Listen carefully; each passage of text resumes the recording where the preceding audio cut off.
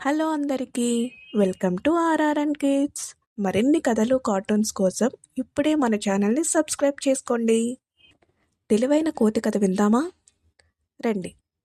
అనగనగా ఒక అడవిలో ఒక చిన్న కోతి ఉండేది. ఒకరోజు దానికి చాలా ఆకలేసింది.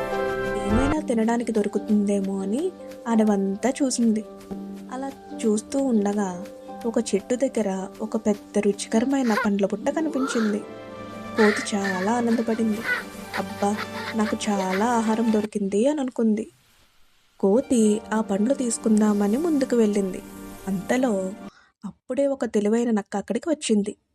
అది గట్టిగా అరిచి చెబుతుంది, అది నా ఆహారం, నువ్వు తీసుకోకూడదు అని చెప్పింది.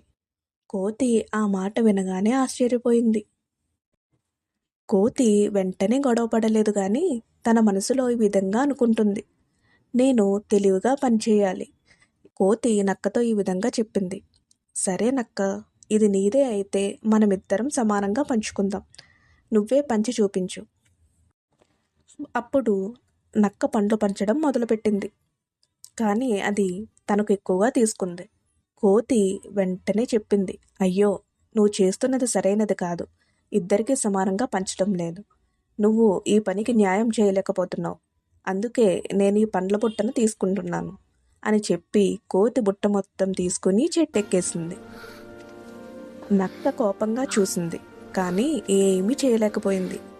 కోతి చెట్టుపై నుంచి చెప్పింది, తెలివి ఉన్నవాడే గెలుస్తాడు అని. ఈ కథ మనకు నేర్పించేది అదే. గొడవ కాకుండా తెలివిగా ఆలోచిస్తే సమస్యలన్నీ పరిష్కారం అవుతాయి. తెలివి ఉన్నవాడే గెలుస్తాడు.